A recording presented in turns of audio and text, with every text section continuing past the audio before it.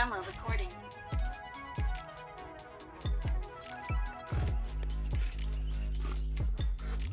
Let's get to fixing her.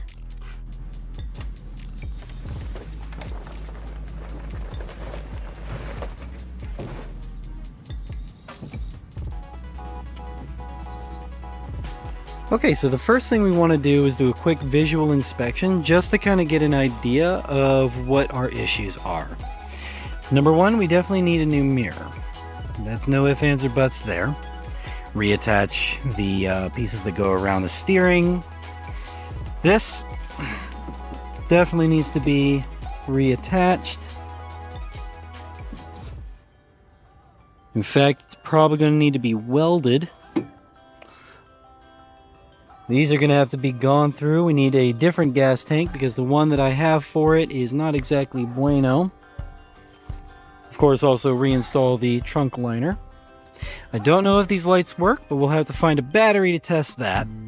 Same with these gauges. I don't know if they work, but we'll have to test that too once we put a battery in.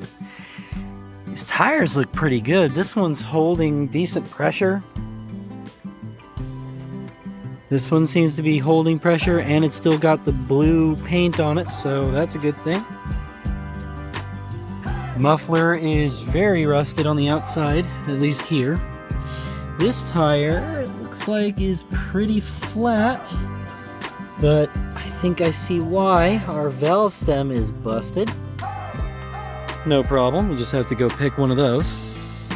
Now, there should be a wheel lock or a steering lock. Let's make sure this key goes in like it's supposed to. There we go. Cool. Alright, that clicks like that. Sounds pretty nice. Now, steering lock, should be able to turn this way and then push in.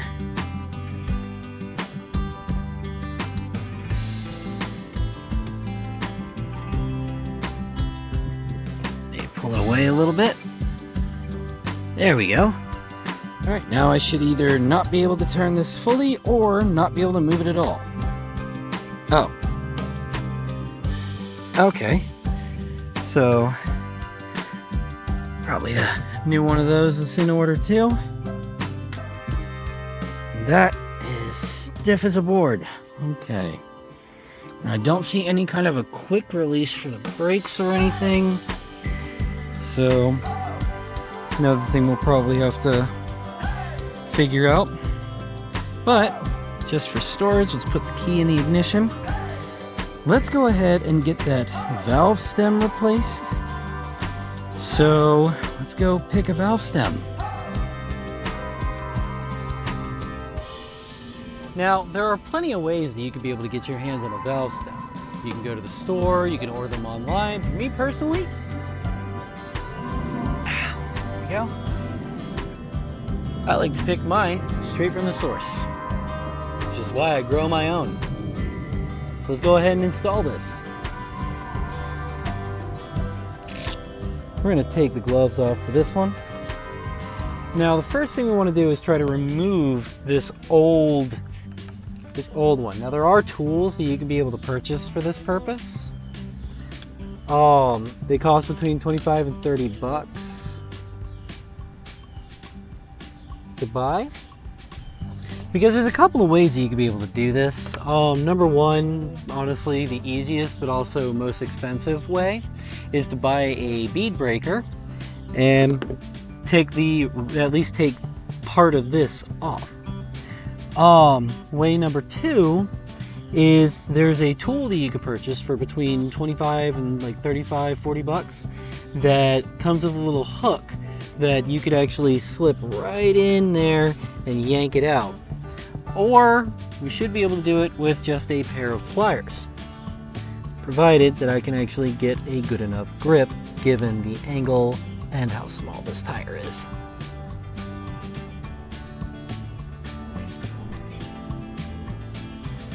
Come at it with another plier. Open these up a little bit more if we can.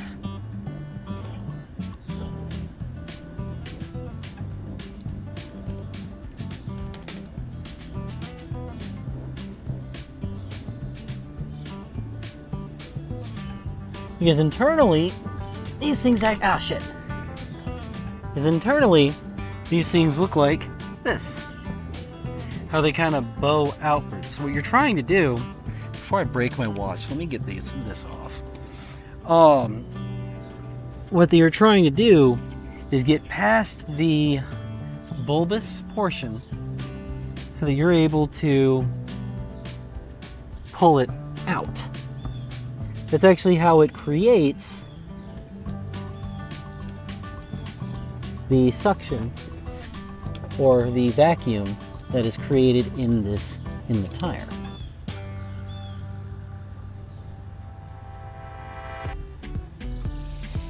Crab angle. This is a crab angle.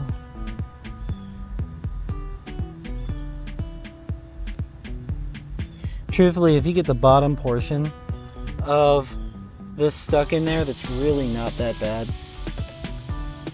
We're trying to avoid that though, as much as humanly possible.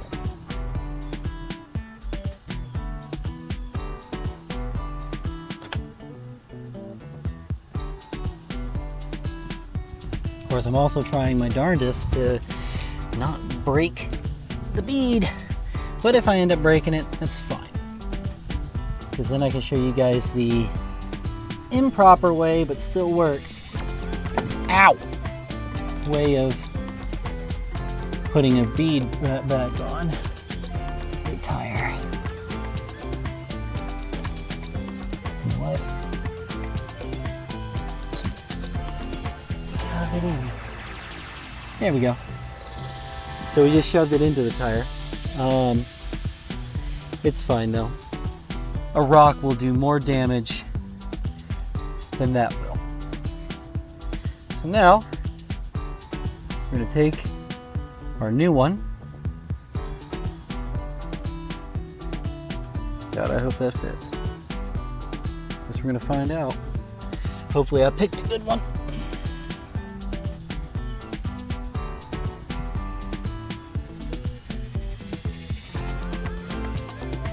I feel like this one's a little bit wider than this hole.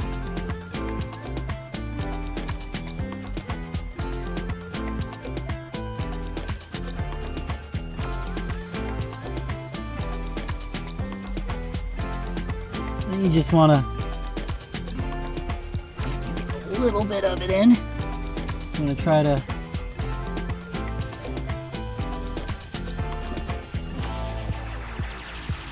these aren't going to work. So the funny thing about these types of repairs is sometimes you get the wrong part. This is too wide for that hole. So I'll have to go find some different ones and try those. I'm still going to keep these around because they can be useful. But let's see if we can find a battery and at least see if we can get this thing to start. So batteries, you'll often find those growing at the base of trees. Sometimes it's hard to get a good one because you definitely want to make sure that you're getting the right size of battery. Of course, you could go with store-bought, but again, I like to go all natural and find, right there. There it is. Going at the bottom of the tree, just like I said. Ooh, and that's a real ripe one too. Cool. So let's go ahead and get it inside that thing. Now, when installing the battery, we definitely, especially in this case when we don't have one and all the wires are kind of a jumbled mess, is we want to make sure that we're about to put the battery in the right place. Now, this is obviously going to be our positive. Why would you bypass the fuse like this? No. I see why. That's an easy fix. Boom. Fuse is now no longer bypassed. Yeah, if you see a fuse that's been bypassed, you should probably make sure it's not. But here is our positive terminal. which means this should be our negative right here. Okay. Tell positive from negative because red, black. That easy. I'm not even joking. That easy. Now what we're going to do is we are going to, you see these two are actually bolted together. Unbolt them real quick. I'm going to assume that some of this goes to the front and some of this goes to the back. Because if this is in fact what I think it is, and it is in fact the positive terminal, which it should be, it looks like it is, then once we have hooked it in, we should be able to at that point get an idea, after hooking in the negative of course, if the lights are working, and if our starter is and possibly even if our starter is good.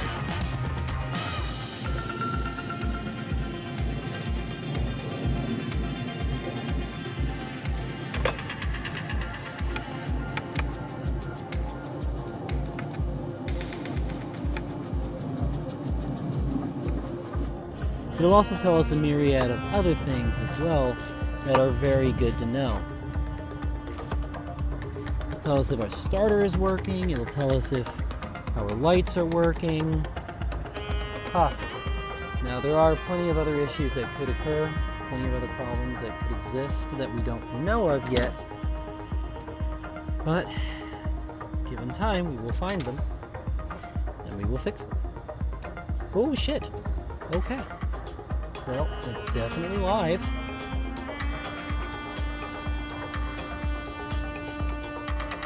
Try to do your best to make sure you don't accidentally close it using your actual body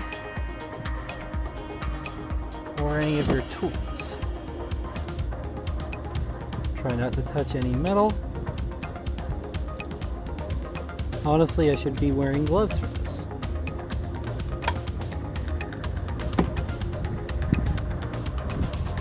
Very slow.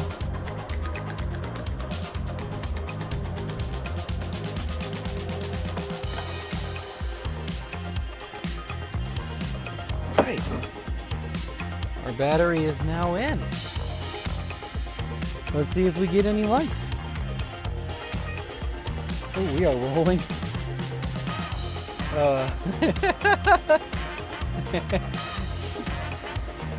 Okay. So let's see.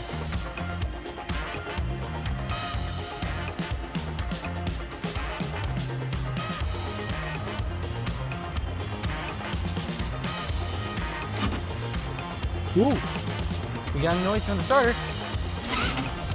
Ooh, the starter wants to work. Okay.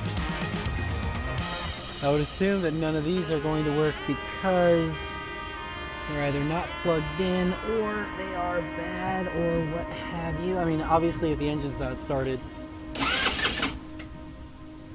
Okay, our tachometer works. Okay.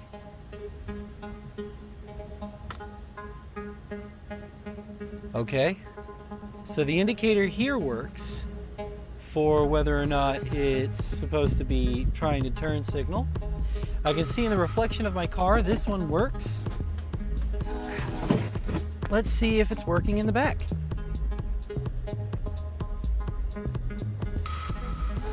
And it is. Okay. Now let's see about the other one. So that mirror's light works. That one's working. All right. Those are already very good signs. Let's see if our horn works. No. Okay. That's not a big deal. What about our headlights? Ah!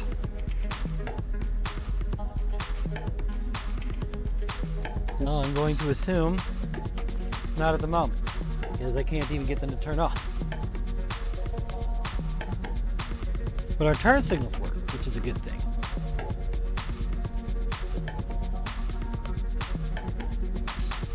I probably still want to replace these switches because they don't feel that good.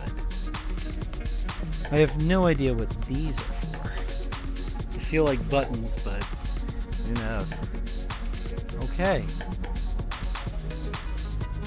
Okay. So we know that our starter works. We know that our indicators work. I can't say 100% whether or not the headlights work, but that is because I can't seem to actually get this switch to do much of anything.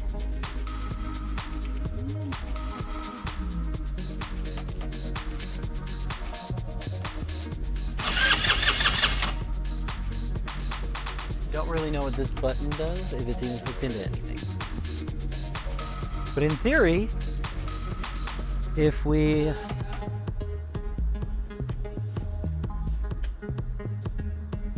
definitely gonna need to do something about these brakes. That's okay. All right, so we definitely have our work cut out for us.